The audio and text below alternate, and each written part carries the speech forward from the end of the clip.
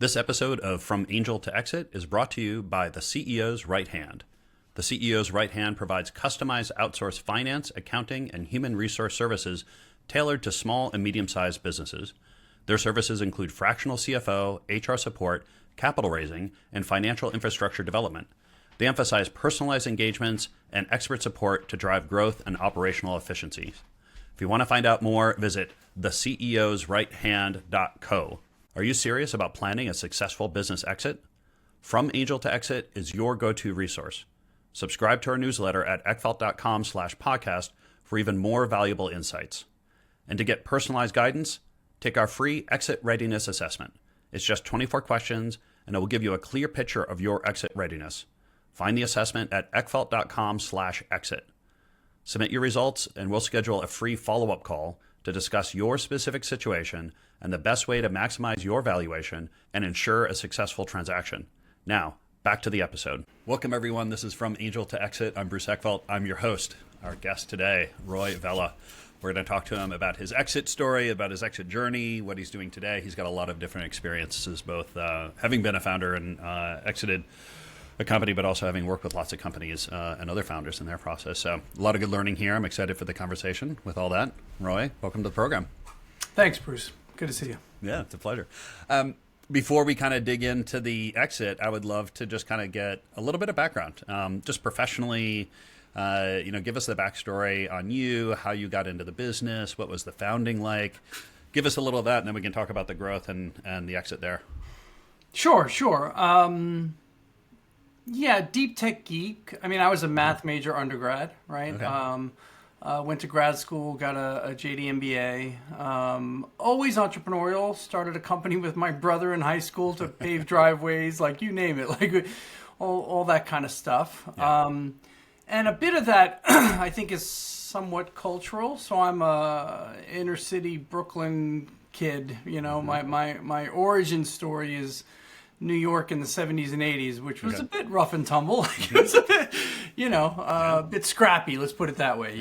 I think everything you see in the movies about Brooklyn in that time is not inaccurate. Did you have, I'm curious because I find this sometimes with entrepreneurs. Did you have like family members who were, starting companies or ran their own companies? My dad has always been very entrepreneurial. Yeah, he ran his own consultancy in the early days of computers and internet and whatnot. And I wouldn't say it's a family business in that regard. Although insatiable curiosity is a family business. Like there's just no question in that regard, right? And being a deep tech geek is just about, I can't help but be curious about everything.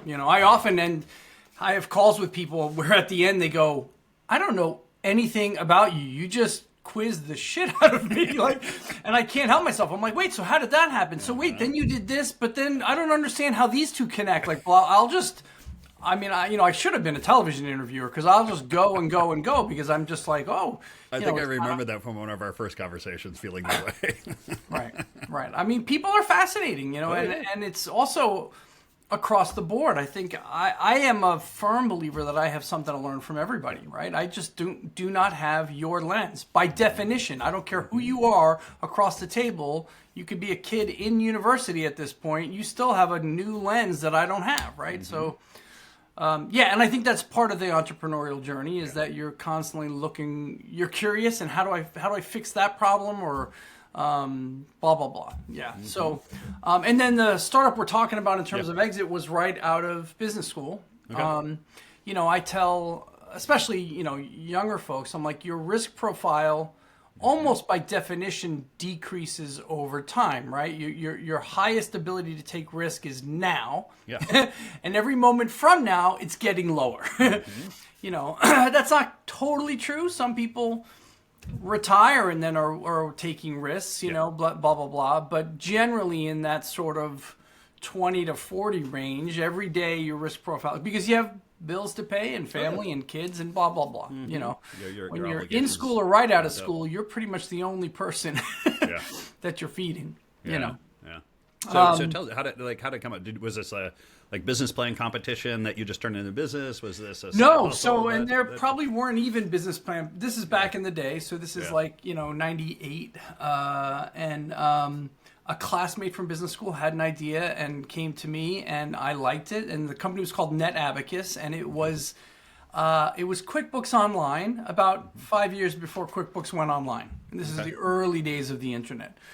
And I'll tell you, we were probably about 5 years early, but it went well. I mean, we raised a friends and family round and had some other co-founders, and the company got up to around 35 people, and we were closing a 15 million VC round right at the cusp of April 2000. Okay. Nice time. Right. So and so that's where the story of the exit comes about, because 2 weeks before the close, we kept going to the VC. Everything good? Everything good? We're good. But the market was like, this was the first .com bust. Yeah. And 2 weeks before the close, they said, "Yeah, we're not. We got to hold off. We want to see what's happening." And we're like, "We can't hold off. Like, what do you mean? Like, that's not a thing." And we got together as founders, and this is where my JD came in handy. We designed an employee compensation deferral program. So we told our team, we cannot raise now. I mean, we had 15 million 2 weeks away. Yeah. There's no way to get another raise in a reasonable amount of time. So we're going to sell the company. If you defer your salary, whatever you defer of your salary, we're going to give you a 50% bonus on when we sell the company. Okay. 95% of our employees deferred an average of 90% of their salary. Wow. And the founders stopped taking salary. So our burn went from 6 weeks left to 6 months. Yeah. And frankly, that's why we were able to sell the company. Like, we went out to about a dozen players that we thought would be fit. We got into serious conversations with like 5 or 6, and had 3 offers and took one. Yeah. And the ones that got into the offer range were like, "So your team wants to stay together so badly that they stopped taking, like, what is that?" And so do you think that actually that impressed them in the sense of helped their interest in the company, because it was like these are dedicated people? Yeah, and we had a great team. Like it was a solid team who loved coming to work, who were hopping out of bed, to make it happen. And the product was solid, the team was solid, and that was an overt demonstration of that, right? That they were like, "Yeah, we want this to continue. We don't want this to die," And we were called Net Abacus at the beginning. We were I was running a rebranding to Rivio Workflows was our thing. Rivio was the name. We had the URL. Workflows was the process. The acquirer was a company called Bistro that was basically doing the rest of the back office for small and medium-sized businesses, but they weren't doing accounting. Yeah. And we had actually accounting. We had focused in on payments, on invoicing, because the idea of putting your accounts online was still too early, right? Yeah. But payments between companies was already by definition was online, and we had a couple of big contracts that made that work, and so it just fit really well with Bistro. Bistro was acquiring the technology, the team, but also the name. They're like, "Rivio, workflow, we like that, workflows." Okay, so Net Abacus and Bistro post-acquisition became Rivio. Okay, interesting. So they took, because you had the rights to the We had the name everything and the they branding needed for that. Yeah. Cool. I'm curious, just kind of digging into that a little bit. But when you realize, okay, we've got to sell, and kind of the two parts that I'm most curious about is, one, how did you identify the potential buyers, right? Like, how did you think about, okay, what do we actually have? What's valuable here? Who would see that as valuable, or where there's strategic opportunity? And then, because you're on a timeline here, like, what was the actual process of reaching out and kind of, "Hey, do you want to buy us?" Right? Like that's a delicate conversation, or at least a delicate pitch. Totally. I mean, so a couple things. So one, everyone was aware of the market dynamic. Like, there was no question in that regard. Yeah. So there was a lot of it was a bit of musical chairs. Like people were hearing the music stopping, and everyone was like, "Do I have a chair to sit?" Going lower and lower and lower. Exactly. So that was one dynamic, that it wasn't far-fetched. There were a bunch of different companies who were trying to figure out what the market downturn meant to them. Two, you have a list of competition and collaboration that you have in your business plan, hopefully, right? And so. And it was Silicon Valley, right? So you were in Silicon Valley. All of the acquirers were pretty much in the Valley. Like, it's a small community at the end of the day, right? Yeah. So you're using your network from grad school, your local community, people in the competitive. You're at events all the time, pitching your stuff and seeing what people are doing. And then the other thing I tell people is, co-opetition is a real thing. The biggest deal I did after that, when I was at PayPal. Half of the people at PayPal thought I was crazy to be talking to the company. And half of the people at that company, like, there was a huge group on both sides who thought that we were direct competitors. And I was like, yes and no. Like, their focus is back-end processing. Our focus is front-end consumer. Do we do back-end processing? Yes. Do they do front-end consumer? Yes. But we shouldn't. Well, so this is the thing. So it's really about opening up your mind to what's possible, right?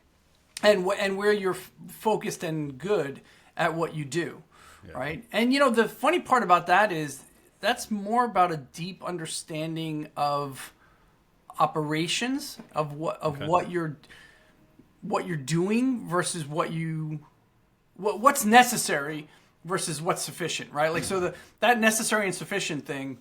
There's a great story. We don't have to get into it, but people know TransferWise. Huge company. You say TransferWise is a currency conversion company. They do money transfer. Yeah. They did that for about 6 months. Okay. TransferWise realized after about 6 months that it was a nightmare. You had to have accounts on both sides. You have to have regulatory status on both sides, and you have to have balances in both sides. What TransferWise is really good at was app development, customer acquisition, and customer service and support. Okay. About 6 months in, the back end they gave to a company called Currency Cloud. Oh, interesting. The entire and Currency Cloud, no one's ever heard of. Currency Cloud is the back end processor of a ton of front end money transfer providers. Yeah. Right? But if you looked at it, you would say TransferWise, Currency Cloud, they're competitors. They both do money transfer. Not really. These guys don't really want to do blah blah blah. So, understanding the dynamics of the market and where the focus really lies inside a company makes things more apparent. You go, oh, okay, right, and as I said, so Bistro was not looking at any sort of payments, invoicing, accounting. They did not want to touch money. They were doing HR and that kind of stuff. So the fit was pretty good. So what was the outreach like? Was this you use back channels? Did you just ping CEOs? Like, how did you actually talk to these people and say, hey, look, we're interested in doing an acquisition or being acquired? I mean, look,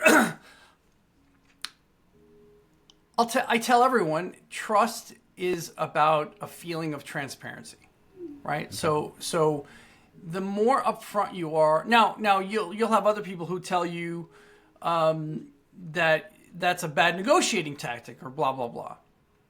If time is not on your side, you want to be transparent. You want to say, look, and by the way, our story was excellent up until April 2000, right?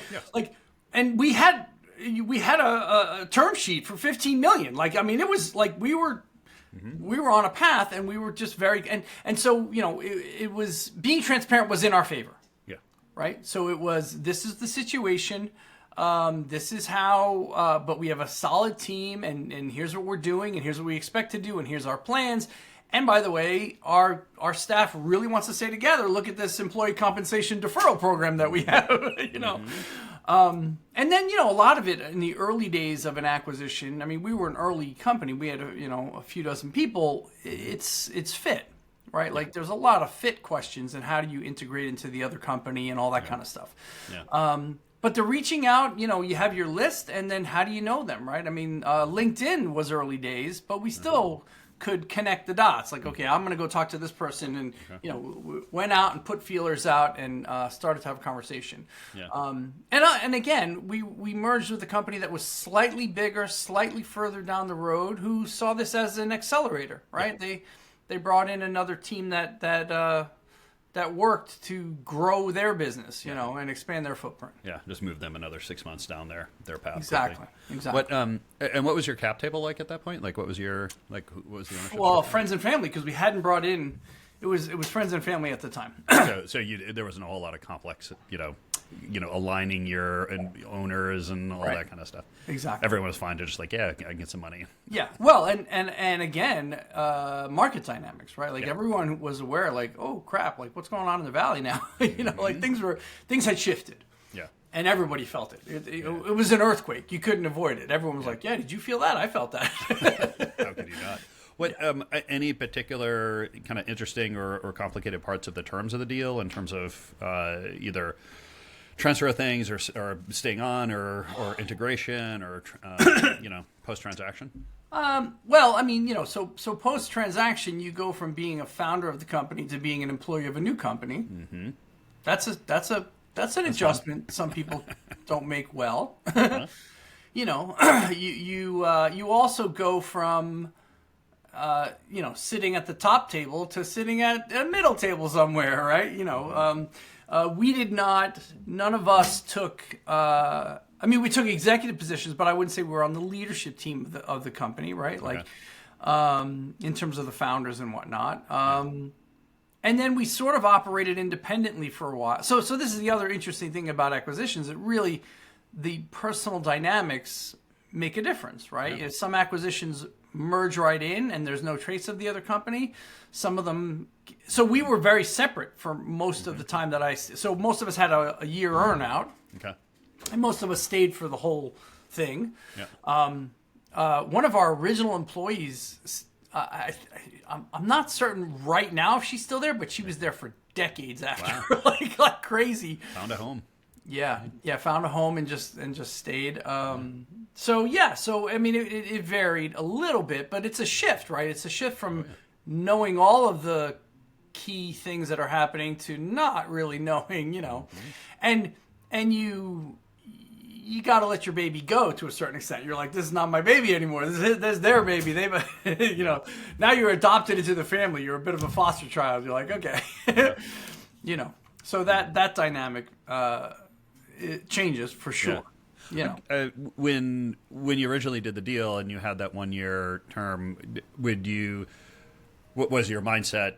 I'm going to do this and then I'm going to move on to something else. Was it like, I'll do that and then I'll see, maybe I'll stay, maybe I'll go? Was it like, how committed were you? Yeah, I think we all went in open-minded, Okay. It all also depended where you were in the new organization. Yeah. So I was reporting into the CMO, and then actually I really left because that guy left and recruited me out, took me with him. Okay. Yeah. I wouldn't have predicted that in advance. I didn't even know him when I first went in, right? Like, so you never know, right? You never know what dynamics are going to happen. Like, and also the acquirer is trying to figure some of that out. Like, so is our CTO better than the CTO they have right now or not? Like, blah, blah, blah. Like this kind of, there's all sorts of that integration stuff. Yeah. But it's there. I tell people when eBay bought PayPal, Meg Whitman wasn't happy about it. Mm-hmm. She was, and so PayPal was Siberia. We were the ugly stepchild. When Meg wanted to punish someone at eBay, she sent them to PayPal.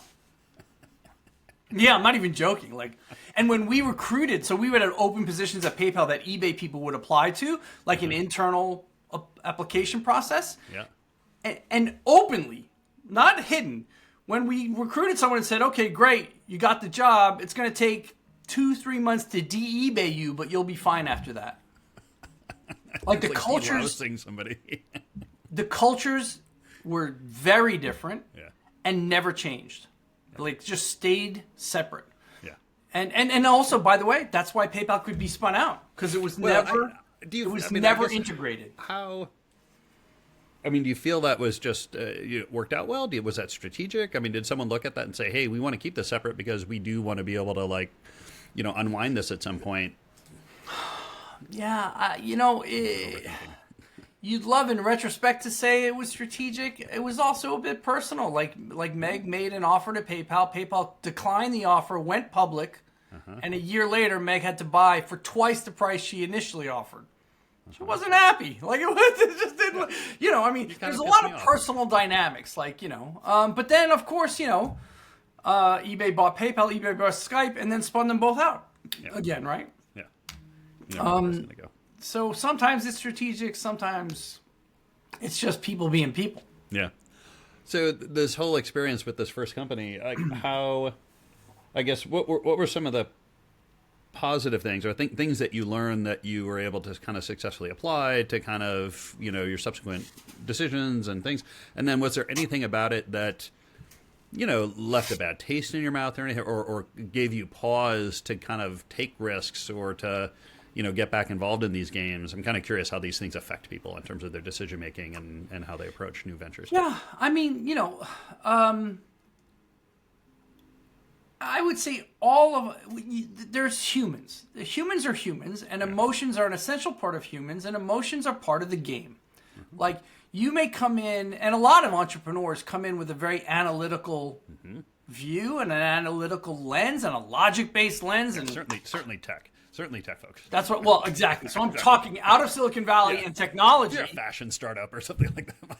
Right. But even there, right, like the personalities matter and the interpersonal dynamics matter and people's perception of themselves and others. Like the interpersonal dynamics are essential to any of. I was just a chair of a company in Amsterdam that when I agreed to be chair, all looked rosy, and then the two founders just like collided like rams with horns, like just, and it just made a mess, and you wouldn't have predicted that in advance, but so the interpersonal dynamics are real. Like and I tell people,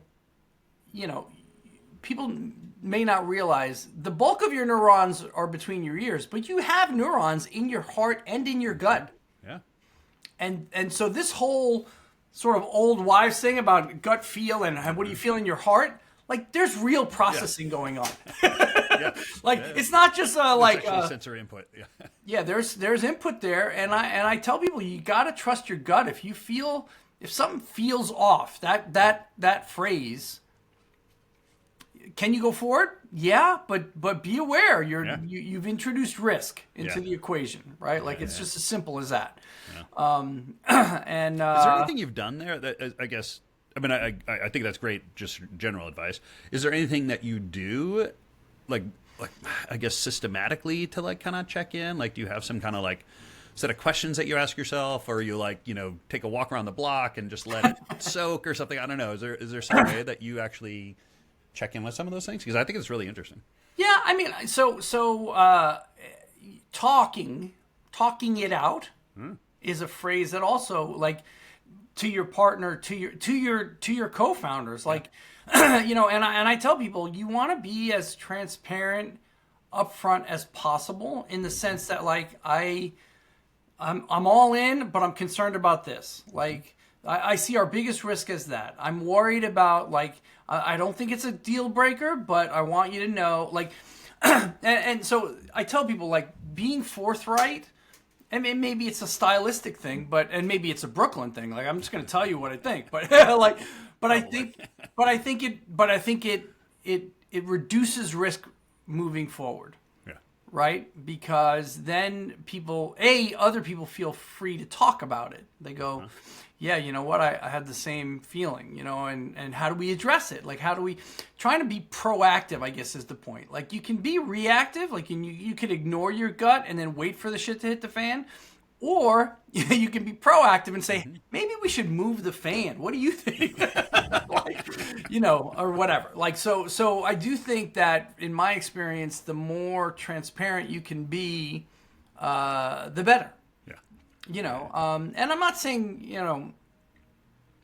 I mean, it's a stylistic thing. Some people like to hold their cards near to their chest, and they think that is But that's because they think of a fixed pie, right? And I'm much more of an entrepreneurial mindset where we can all win. In this scenario, we can all win. The pie will grow tremendously, right? Like, and I think the close to your vest holding your cards is more of a fixed mindset. Like, if I don't get it, you get it, I don't get it. Zero-sum game.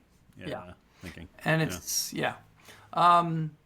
but look, and it's an emotional roller coaster. Like, that's the other thing. It's not only a commercial roller coaster, but it's, there are good days and bad days. But the truth is, I tell people you should be hopping out of bed. Yeah. Right. Like, and in fact, I tell everyone I work with, I'm like, beware of what you enjoy around me, because I'm going to give you more of that. And what you suffer with, guess what? He loves the thing you're suffering over. Yeah. I'm gonna give that to him. Like you should be hopping out of bed. I'm not saying there aren't parts of your job you just got to do. You got to do your expense reports because we don't have someone doing that for you at the moment. Yeah. But you should be excited.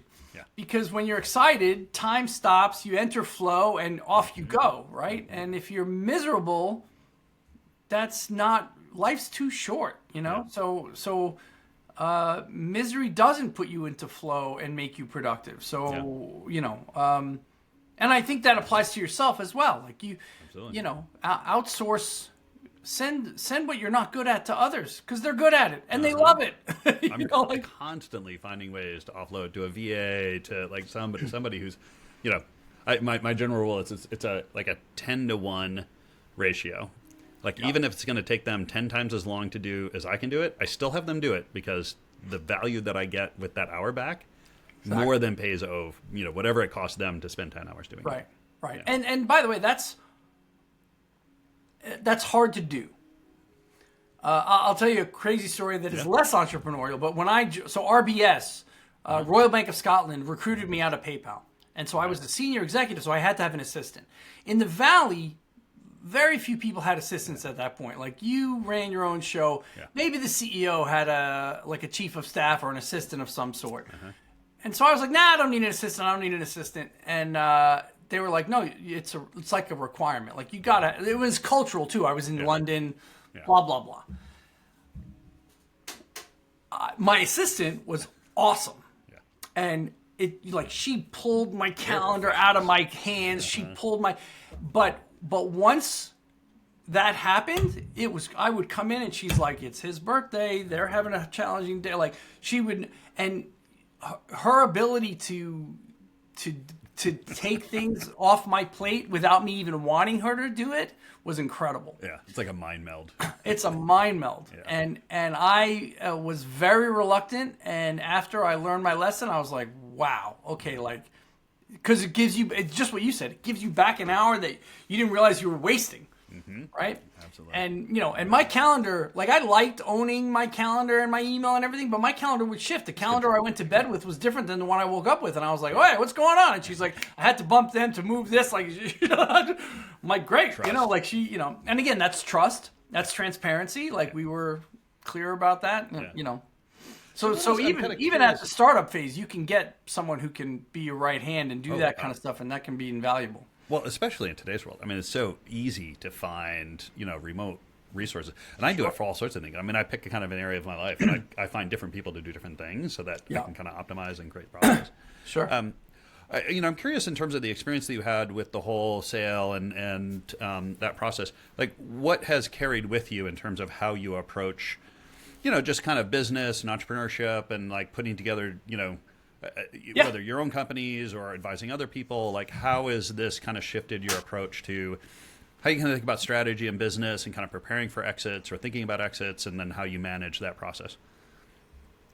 Yeah, that's a big question. So, I mean, one is definitely co-opetition that I almost never look at anybody as a competitor that I can't talk to. Uh-huh. Right, like, because there's always room for a deal. So as a perspective overall, the other thing I say is that so for instance, fundraising, I often tell startups, so you have a competitive list, and most people avoid the investors of that list. And interesting. Okay. Which is kind because of why insane. would they're not going to invest in us because they're invested in the competitor, or there's going to be some conflict, or. And I tell people all the time, you can just go and talk to the people in Kathmandu or the people globally, but you really want to talk to the people at base camp. Yeah. The people at base camp know what they're in for, and they are looking to diversify. They're investors, Now, granted, a lead investor who's got a board seat, maybe not, but everyone else understands your space, and you're different than the other person by these factors, right? Like, so diversification for the investor is good. They believe in the horse race. They just don't know which horse is going to win. Yeah. Right? Yeah.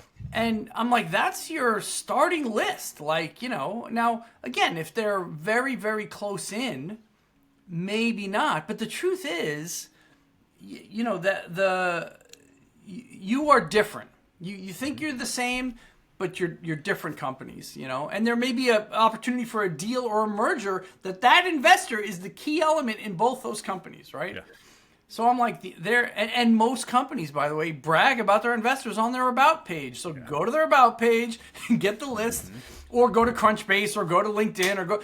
You can find out who invested in a company, and it's somewhat similar to my co-opetition perspective, but at the end of the day, like, those are the people who get it, right? And having to explain to someone what mountain climbing is in Kathmandu, or even, you're in New York, like, that's a waste of time. Like, having to bring them up to, a level that the people at base camp already understand what we're talking about, right? Well, and I love the idea that not only is it probably easier to make the pitch because they get the fundamentals and they can kind of see the angle you're taking.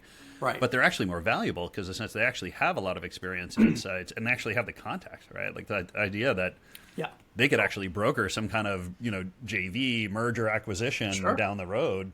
Yeah. I mean, that's hugely valuable. Right. No, totally. Yeah. Totally. And so I would say I'm much more open-minded about the possibility set, right? That there's very few conversations I won't have. What advice do you give to earlier stage founders, CEOs, as they're more in the kind of the scaling side, things that they do or don't do such that either it's going to help them with valuation or help them with sort of being sellable or being buyable, or just generally keep them on a path that will keep their options open or keep kind of possibilities for success, down the road. And anything I almost say, regardless of your business, like, keep the API in mind, right? So you should be integratable, right? Like the idea that you can you have hooks, and again, I'm talking in technical language, but like at the end of the day, the idea that you have hooks in and out of you that are just plug and play. It makes it so much easier, right? If you're using off-the-shelf tools, whatever you can do to match some sort of industry standard in whatever you're doing, it makes it way easier. Like, if the plugs all look the same and I don't have to get my UK plug to make it work, then great. Like, you make life simpler and easier if you have that integration mindset already. And by the way, I also say that for sales. Like, I am a huge fan of a channel to market. Okay. Like, tell me more about that. Like what? Because trust commutes, right? So Bruce trusts Bob, so I can trust Bob, right? Right? And so your channel to market, whatever they happen to be, whether they're a retail front end and you're the back end manufacturer or whatever, like, you can always go direct to people, but direct means building a bridge from scratch. And that's a pain in the... I'd much rather you have built a bridge, and now I just want to send goods over. It's much more valuable to give you 10, 20, maybe 30% of revenue to use your bridge. Yeah. That's interesting. I've always kind of had this advice when we look. I do a lot of strategy work with these companies, and I always say that you want to invest kind of the uniqueness and the proprietary and the kind of really own stuff on those core things that really make you different.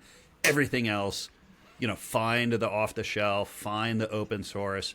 Sure. Because otherwise you're spending this valuable effort and time and money on things that are not differentiating. Yeah, don't those recreate the wheel. Like, yeah exactly. Yeah, I mean, if your expertise is amazing lubricant, right? Don't build a wheel, right? Use other people's ball bearings.